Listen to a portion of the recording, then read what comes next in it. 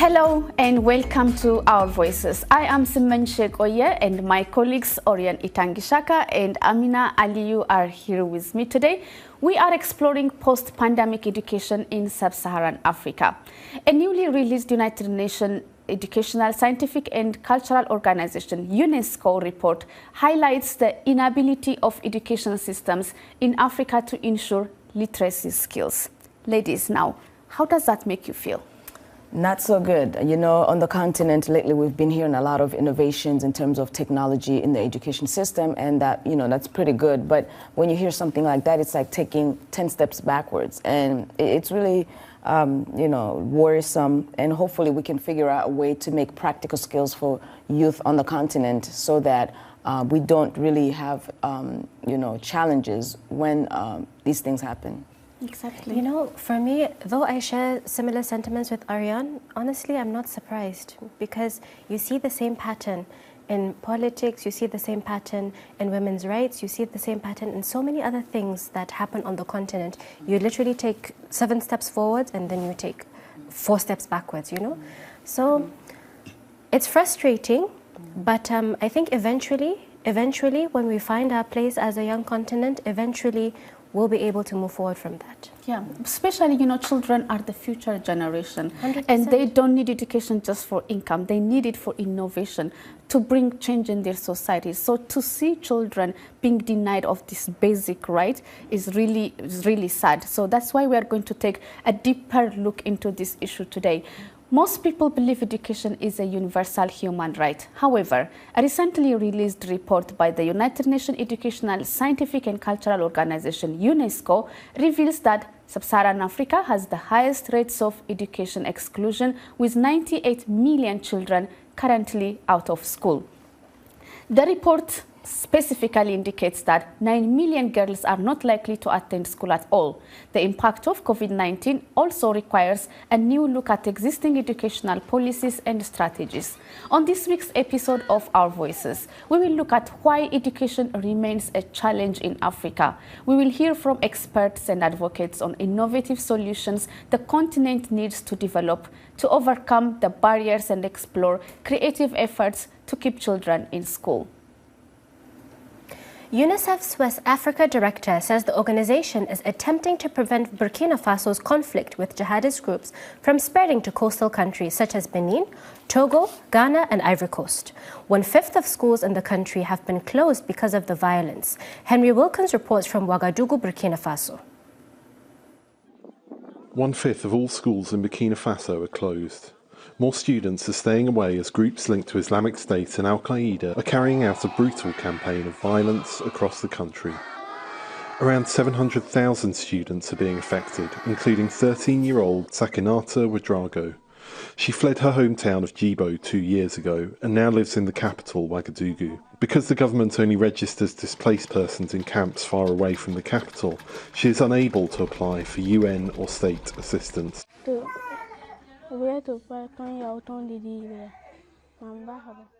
A nonprofit was paying the school fees for my brother and me, so I was able to start high school. But I left the school because the association could no longer pay for us both.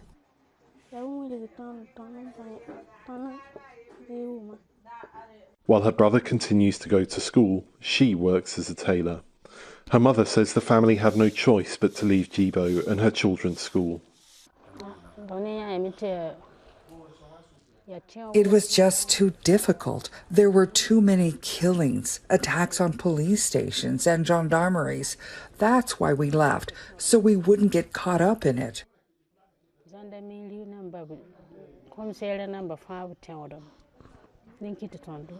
The violence in Burkina Faso has been ongoing for 7 years now, and in the past 2 years, coastal countries on its southern border have been reporting violence too.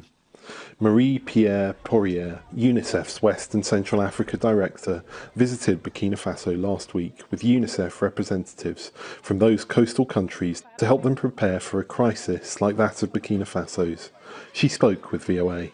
Benin, Togo, Ghana, Côte d'Ivoire are reporting attacks on the border areas. These are relatively limited, but what we can see is the rhythm is picking up. It is a reality. It's not just a possibility. She says UNICEF is working with those countries to extend essential services in the north. They include education for displaced children and building social cohesion, something that analysts say was lacking in Burkina Faso and partly responsible for the conflict there. Sakinata, meanwhile, says she misses her history and geography classes. In primary school, I liked history and geography because they taught us about the past and things we couldn't have imagined. The Norwegian Refugee Council says a quarter of all the schools closed in West and Central Africa are in Burkina Faso. Henry Wilkins for VOA News, Ouagadougou, Burkina Faso. Thank you, Henry Wilkins, for that report. Now, conflict is just one factor that keeps children away from school in Africa. The recent pandemic, coupled with insufficient resources, overcrowded classrooms, and shortage of teachers, are barriers that hinder quality education. Child marriage, abduction, and sexual harassment are also additional factors for many girls to drop out of school at early age. To learn more about these challenges, Sally Yeboah, National Director of COMFED in Ghana, joins us via Skype. Mrs. Yeboah, welcome to Our Voices.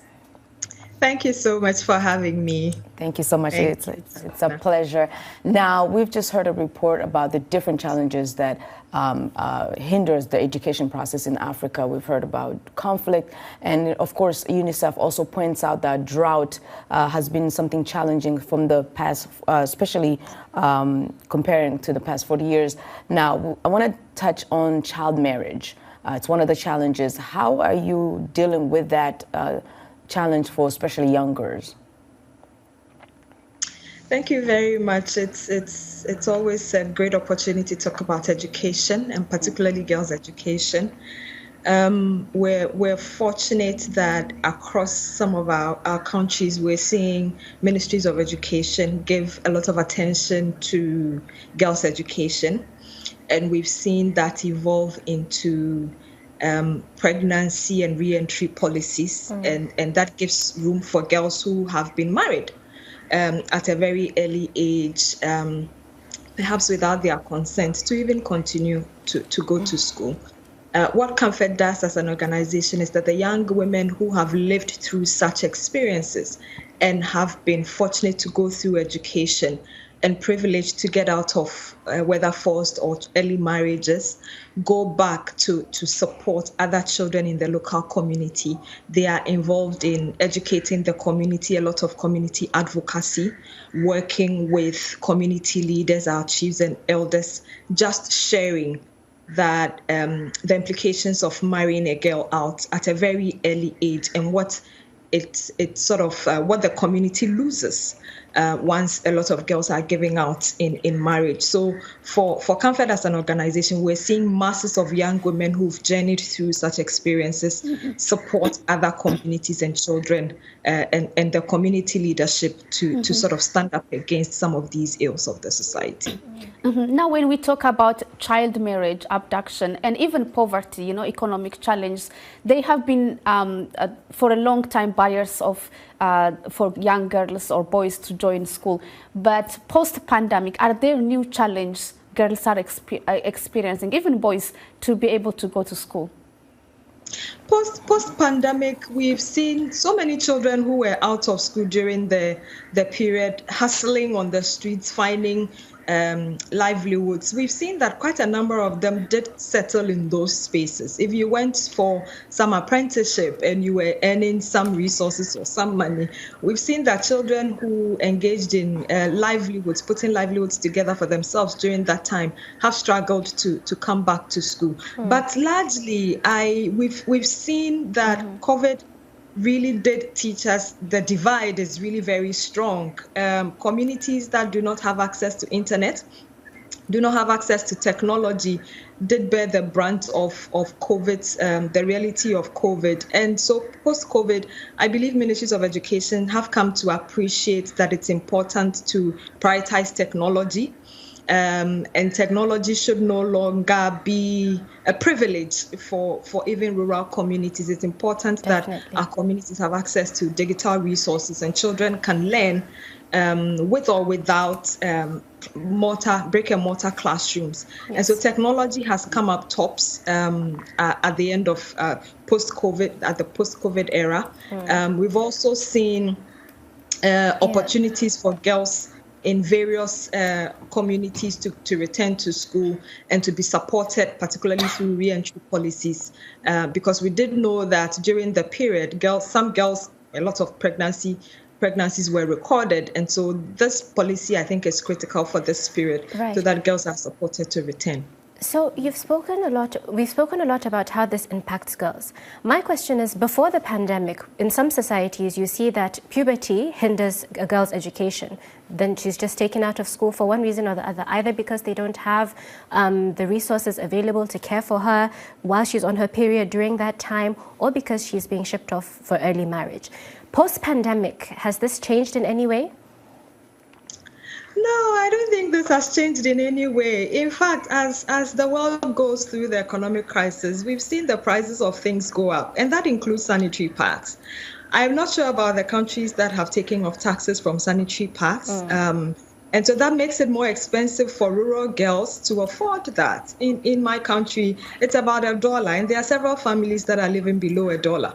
And so to afford a sanitary pad for a girl, that's a very tall order to do. And so, yes, during that time of the month, we would find that girls, some may not go to school. And so that brings in that issue of not showing up in class, not consistently participating in what's going on in school, absenteeism, and then eventually that leads to some dropout. So yes, puberty is a challenge. Sanitary wear, period poverty, all of those conversations are critical. And I don't think that has changed post-COVID. Those are still very stuck issues that are staring at us in the face. Also, as the economies struggle and we see taxes on sanitary towels keep rising, and it's difficult for rural girls to afford these. Well, we are having Sally Aboha from CAFE discussing challenges of education for children in Africa. We'll be back with her to talk more about innovative solutions, but now it's time for a break. Before we go, let's remind you of our social media platforms. We are on Facebook at VOA Africa. Our Twitter handle is VOA Our Voices, and our Instagram page and is also there, and also on WhatsApp. Our number is country code +1 202 503 9025. We'll be right back.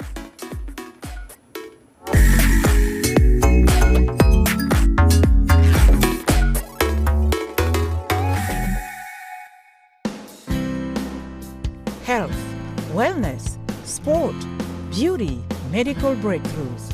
Healthy Living cares about your well-being. What are the main health concerns in Africa and around the world? Find out the latest on coronavirus. Connect with our experts and ask them questions. How long does the virus stay? Join me, Linoch Mudu, in Washington, every week on Healthy Living, right here on VOA.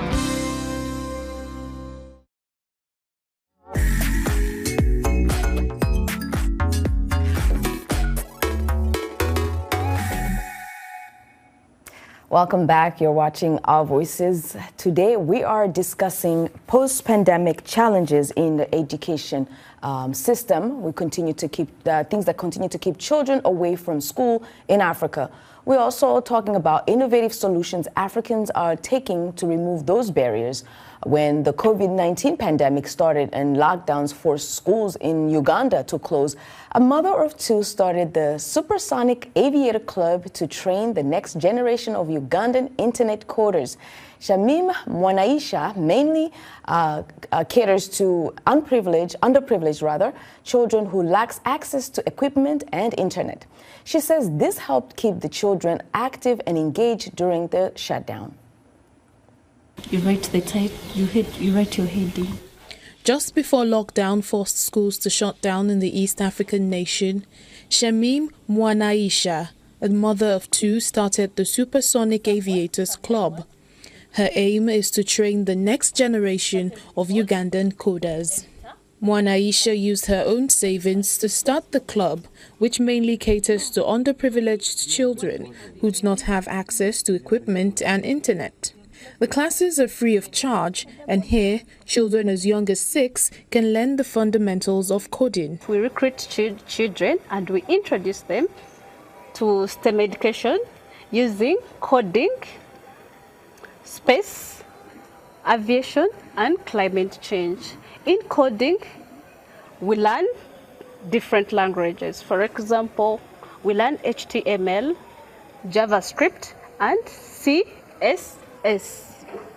Mwanaisha was inspired to take up coding 3 years ago when her 7-year-old son expressed interest in aviation and coding.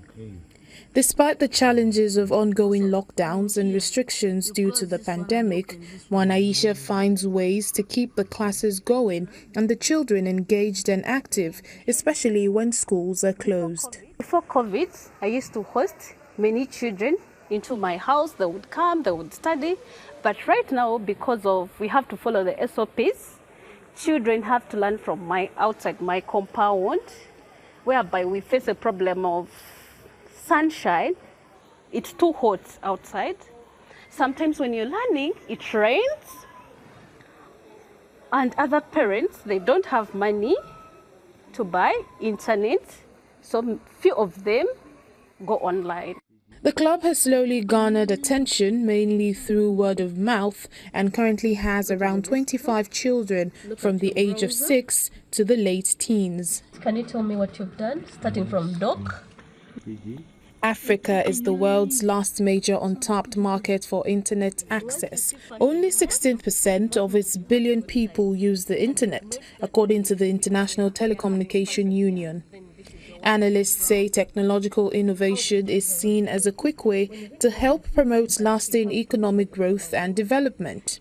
Mwanaisha has also enlisted the services of her friend, engineer and inventor Innocent Mugabe, who happened to have recently built his own aircraft. And then we have this. He helps the students learn about aircraft parts and aviation vocabulary. They also regularly watch documentaries about aviation and space exploration. A specific standard which is hard. Jamim Mwanaisha has also taken the club's activities online, with classes offered to anyone interested in coding. Mwanaisha also says she is looking for donors to help buy more laptops and equipment for her aviation and space programs. Well, what Shamim does for these children is really amazing. I mean, despite the challenge, local initiatives from the continent like Shamim make an effort to improve learning opportunities for young children, African children. CAMFED is one of those organizations that's making those efforts, and Sally Yaboha, National Director at CAMFED in Ghana, is here with us today. Ms. Yaboha, so what is CAMFED doing? Are there any creative ways you guys are using to keep especially young girls in school? Technical issues. We have technical issues. I think we have. Apologies. Okay, yes, we can hear you now. You may continue. Okay, thank you. So for the next couple of years, CAMFED is prioritizing ensuring that girls in rural communities are supported or are guided through school. And so in underserved communities, we're working towards every girl having an opportunity to have her personal guide. And this is a senior sister who has lived the challenges of the community, the struggles of going through school without resources, have faced all the exclusion, whether in the school system or outside the school system, but has survived it somehow. We want this senior sister to support another girl through the process so that we can see some more successes in school. And so we're really prioritizing a guide program. And so whether it is entrepreneurship or it is through the school system, or you have graduated school and you're yet to make a decision around what pathways can I consider, there definitely is another person who's walked that journey. And what we're promoting is that this other person who succeeded at that journey comes back to support and handholds another person through that journey. And we're hopeful that with this guidance and with a lot of mentoring, we would see some more successes as girls' countries. Because in African countries, we do know that our enrollment rates in schools are great. They're 70 to 80% enrolled from primary school, but then we're seeing that the completion rates are extremely low. And to be able to address that, the young women who've done well and have completed and are on to other things can help handhold other people through their journeys. And so that's what Comfort is prioritizing. And we've seen a lot of gains so far from this approach. That's awesome. You know, enrollment numbers continuing to be up. That's really good news. Now, I did invoke practical skills at the beginning of the show. Now, in 2014, since 2014, a group of young women leaders at the Comfort Association Alumni Network, CAMA, have been taking action on climate change in rural Africa. They were trained and equipped with climate-smart agriculture techniques, and then they took what they learned to the communities through climate solutions. Now, let's take a look at this piece and then we'll discuss if that's something that can help them get jobs in the future. Part of my duty is to help my community to have sustainable agricultural practices. Looking especially at the rural communities, we don't have much resources. Implementing this is going to help them and help me to achieve the goal of zero poverty. When my communities prosper, it means I can even give back to other parts of the country. And in the end, Africa as a whole will benefit from the education which is coming from this one. Definitely from strength. Now, I love when we talk about African solutions to African problems. Now, Ms. Yeboah, is this something that can actually potentially become an income source for young women in the future? Absolutely. African solutions to our own problems. We know how we survive. We know what we live through. We bear the brunt of all the climate challenges that is hitting the world, and we have solutions to that, particularly because of the way our social settings are structured. There's a lot that is handed to girls or to women. We're that powerful in our rural communities. We feed the entire community. And so if there's a climate challenge, women and girls definitely have this opportunity to bring their best foot forward. Yes. And so we're seeing that the young women who have been supported to go through this training and are supporting local communities, rural communities. Women are at the forefront of farming and subsistence farming to feed the families in the local communities. And so we're seeing so many young women serve as our great guides, passing on this information to other women so that women find that the effort they're putting into the ground yields some results.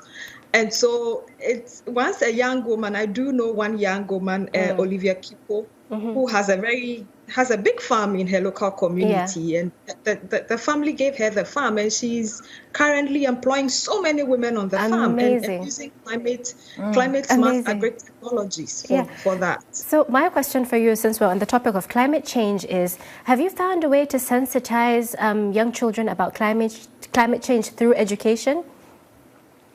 Yes, we do. We think that basically life skills training helps young women to build resilience. So that's critical.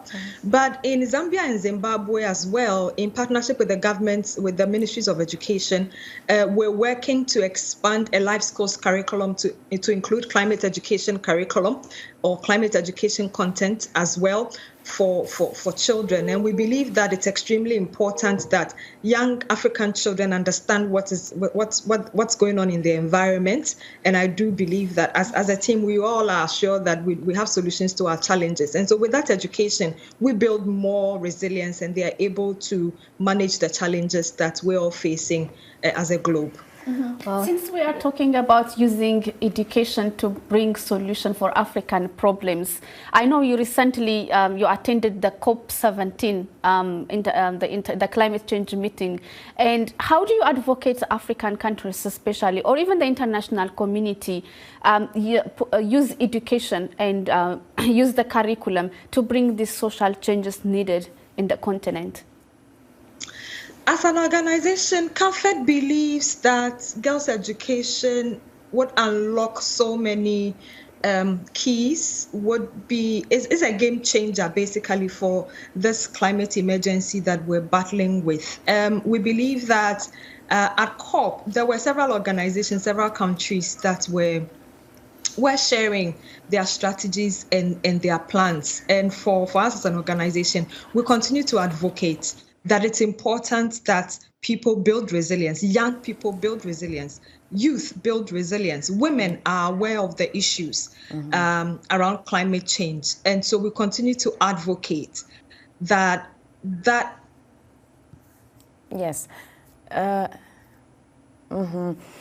given a lot of attention at the national level. And women who've lived these experiences are at the policy table discussing solutions to some of these challenges. That's the sad thing we found about COP27, that women's participation was extremely low. And we're hoping that in the near future, we would find that women who have the keys to some of these have an opportunity to be at the table to talk about some of the solutions. Because there's data that tells us that when a government has more women around the table, there's lots of environmental protection policies that are put out. More women at the table, especially at the decision-making table. Now, Ms. Yeboah, we talk about solutions, but we forget sometimes nations that are in political instabilities. Now, can you give us maybe some tips for people who are coming from war and what some strategies are best to bounce back for the education system? What are some of the things that you advise that you've seen to work? I think that for countries that are bouncing back, once again, perhaps because I'm coming from CAMFED, I do know that girls' education is critical. For all the sustainable development goals, all the challenges that the world is battling with, girls' education is critical. When women are educated or when girls are educated, nutrition issues are solved, climate issues are addressed, maternal health issues are addressed. And so for countries that are bouncing back, a structure or a system that allows girls to be given equal attention as boys would see a ripple effect on the entire economy. Well, that was Sally Yeboah, National Director of CAMFED in Ghana. Thank you for joining us today and for sharing your expertise on especially innovative and creative ways to keep young children in school. With that, we end our show today. Thank you for watching us and join us again next week for another exciting Our Voices. Please continue the conversation on our